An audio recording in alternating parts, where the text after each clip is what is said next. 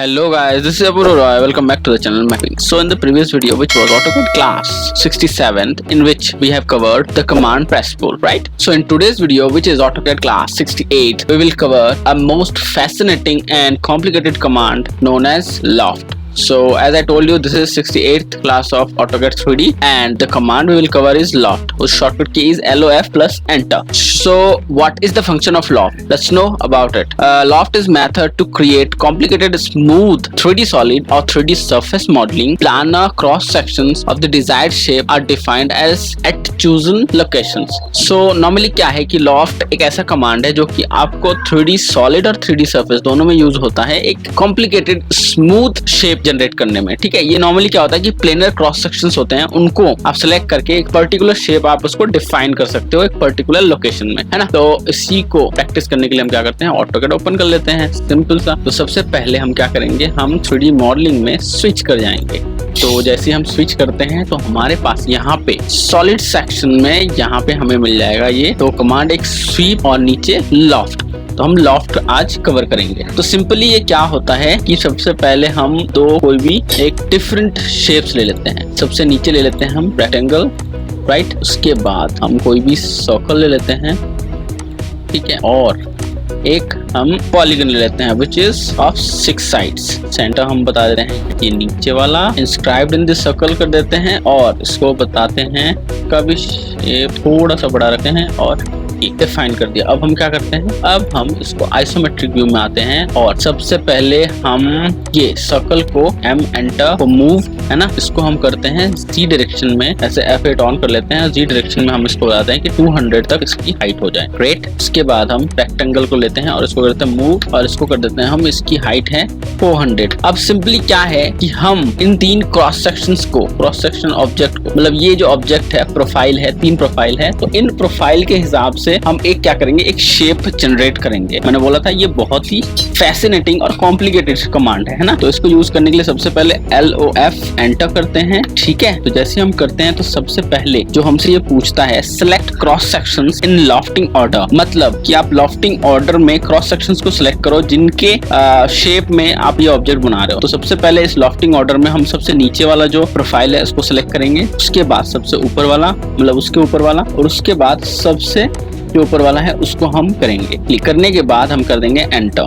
जैसे हम एंटर करते हैं तो यहाँ पे हमारे पास 2-3 चीजें पूछता है, guides, path, cross sections only, तो यहाँ पे और सेटिंग्स है। तो यहाँ पे हम क्या करेंगे, cross sections only pay select करेंगे, है ना। ऑलरेडी ये सिलेक्टेड है, जैसे आप देख सकते हो। जैसे हम एंटर कर देते हैं तो ये जनरेट हो गया ये शेप। तो आप देख सकते हो ये थोड़ा कॉम्प्लेक्स शेप है लेकिन फिर भी इसने जनरेट कर दिया, ठीक है। नीचे से तो ये क्या है, पॉलीगन है, बीच में ये आपका सर्कुलर है और ऊपर ये रेक्टेंगल है। अब इसको हम 2D वायरफ्रेम जो हमारी विजुअल स्टाइल्स है इसको हम चेंज कर देंगे शेडेड विद एजेस। तो जैसे हम करते हैं, अब आप थोड़ा जूम करके आप देखोगे, इसको रोटेट करोगे ना ऑर्बिट से, अब देखोगे इसका शेप कुछ अलग ही है, ठीक है। तो ये होता है आपका लॉफ्ट का यूज। अब इसमें बहुत सारे ऑप्शंस हैं वो हम देख लेते हैं। जैसे आपने ये 3D सॉलिड में बनाया है, ऐसे आप इसको सरफेस में भी बना सकते हो। इसके लिए भी सेम हमें वही प्रोसेस करना है, बस इसको हम क्या कर देंगे, ये नॉर्मली क्लोज्ड है इसलिए इसने सॉलिड में बना दिया। आप चाहो तो इसको ऐसे सरफेस में भी बना सकते हैं। LOFT मोड SU एंटर, पहला, दूसरा और ये तीसरा। तो आप देख सकते हो ये सरफेस में इसने कन्वर्ट कर दिया, ठीक है। इस तरह से आप सरफेस में भी और सॉलिड में भी दोनों तरीके से आप बना सकते हो। अब इसमें 2-4 ऑप्शंस थे वो देख लेते हैं उसको कैसे यूज करेंगे, है ना। तो सबसे पहले हम फिर से वही यहाँ से जाएंगे, हम टॉप व्यू में,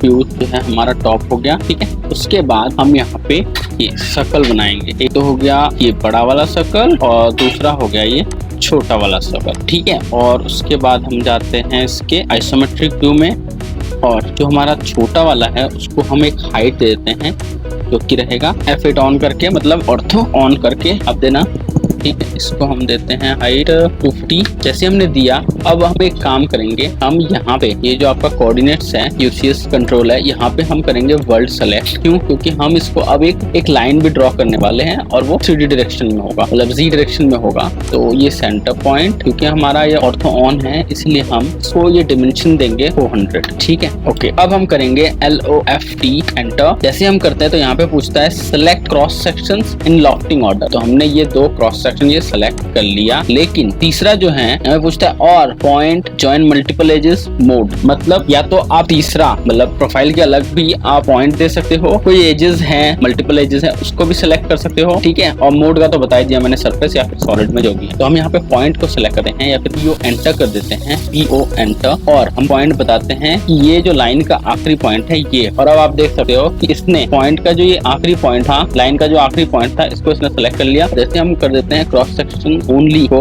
एंटर, अब इसने ऐसा शेप बना, ठीक है। क्योंकि हमारा जो मोड है सरफेस है इसलिए ये ऐसा आ रहा है। आप चाहो तो इसको सॉलिड भी बना सकते हो। कंट्रोल Z करते हैं और LOF enter, first section, second section, mode हम यहाँ पे जाके सॉलिड करते हैं और जो लास्ट है पॉइंट ये बता देते हैं और एंटर कर देते हैं। अब ये सॉलिड में है, ये देखिए ये सॉलिड में है ना, सॉलिड में है। आप चाहो तो इसका क्रॉस सेक्शन भी देख सकते हो, ये देखिए क्रॉस सेक्शन दिख रहा है, सॉलिड में है तभी ये यहाँ तक हमने काटा है, इसको काटने के बाद ऐसा दिख रहा है, ठीक है। क्रॉस सेक्शन का हम कभी बाद में देख लेंगे। प्लेन जो आपका सेकंड प्लेन है ये जनरेट करने के लिए कंट्रोल Z करो।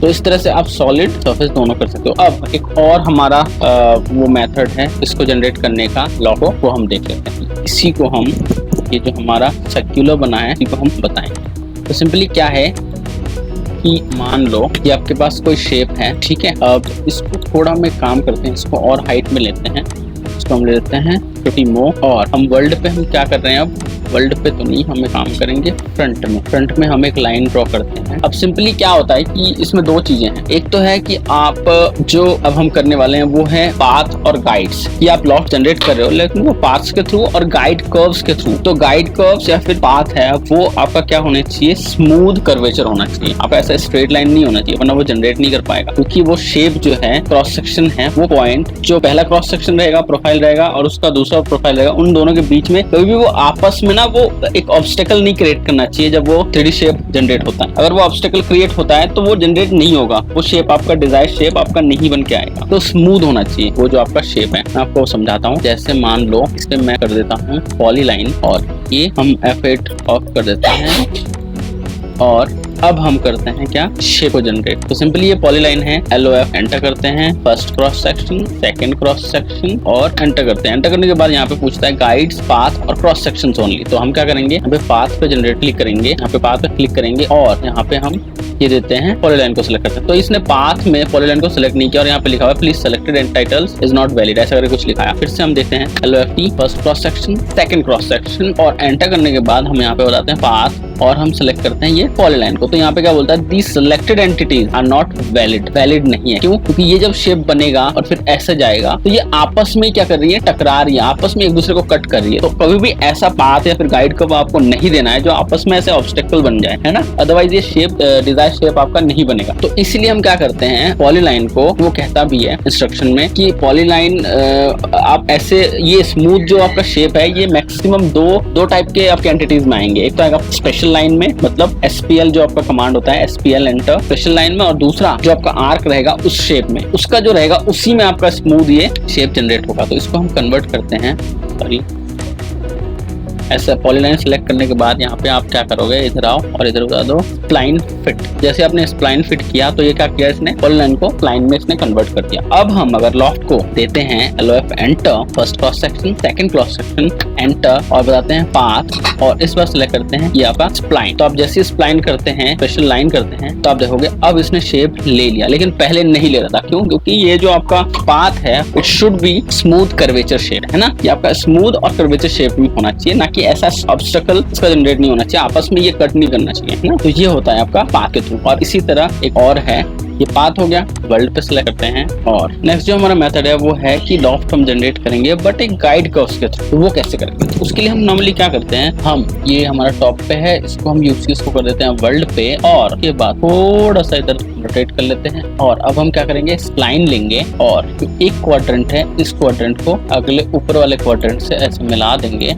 साइड में, क्योंकि हम इसको कर्व्स का डायरेक्शन बता रहे हैं, एक गाइड कर्व बना रहे हैं, इसलिए साइड में बनाएंगे ना कि सेंटर में। पाथ होता है कि आप सेंटर में भी बना सकते हो, है ना, सेंटर में ही बनाते हो कि आप पाथ, उस पाथ के थ्रू वो क्या हो, लॉफ्ट हो। इसी तरह जैसे इस साइड दिया है इसी तरह हम इस साइड भी देंगे, नीचे और एक नीचे, एक तो ऊपर और दूसरा नीचे, एक हम ऐसे गाइड कर्व दे देंगे। अब क्योंकि मान लो जो आपका गाइड कर्व है ये स्ट्रेट ड्रॉ हुआ है, तो अगर मेरे को इसमें कोई शेप में चेंजेस करना है, जैसे मैं इसमें जाता हूँ, लाइन को सिलेक्ट कर लिया, उसके बाद राइट क्लिक करता हूँ और स्प्लाइन में जाके इसमें बताता हूँ कि डिस्प्ले कंट्रोल वर्टिसेस, ये कंट्रोल वर्टिसेस भी डिस्प्ले करें। इस पे आगे सेम इस पे भी आते हैं और हम स्प्लाइन में आके इसको कर देते हैं डिस्प्ले कंट्रोल वर्टिसेस, ये वर्टिसेस भी शो करें। अब सिंपली क्या होता है कि मान लो इसके शेप में कहीं बीच में ऐसे थोड़ा सा टेढ़ा है, ठीक है, इधर भी थोड़ा सा ऊपर की तरफ ऐसे टेढ़ा है, ठीक है। तो अब ये शेप है, मान लो अगर मैं लॉफ्ट LOF एंटर करता हूँ और नीचे वाला क्रॉस सेक्शन और ऊपर वाला क्रॉस सेक्शन ऐसे ड्रॉ करता हूँ और मैं कर देता हूँ enter edge cross sectional only, ऐसा शेप बता के, है ना। लेकिन मुझे ऐसा नहीं करना है कि ये जो इसका शेप बन रहा है वो बीच में ऐसे साइड में इधर भी थोड़ा कर्वेचर है और इधर भी ऐसा कर्वेचर है। तब हम गाइड कर्व्स ऐसे यूज करके तब हम इसको बताएंगे कि हाँ ये गाइड कर्व्स के हिसाब से लॉफ्ट ऐसा हो, ना कि ये स्ट्रेट बाय डिफॉल्ट जैसा होता है वैसा हो। इसके लिए हम गाइड्स पे क्लिक करेंगे और हमारे जो गाइड कर्व्स है उसको ऐसे एक ऐसा सेलेक्ट करेंगे, ऐसा शेप हो जाएगा, दूसरा एक ऐसा सेलेक्ट करेंगे तो ऐसा शेप हो जाएगा और फिर कर देते हैं एंटर। जैसे हमने एंटर किया तो आप देख सकते हैं ऐसा शेप आपका जनरेट हो गया गाइड कर्व्स के हिसाब से। तो ऐसे आप लॉफ्ट का यूज कर सकते हो। तो सिंपली यहाँ पे हमने टोटल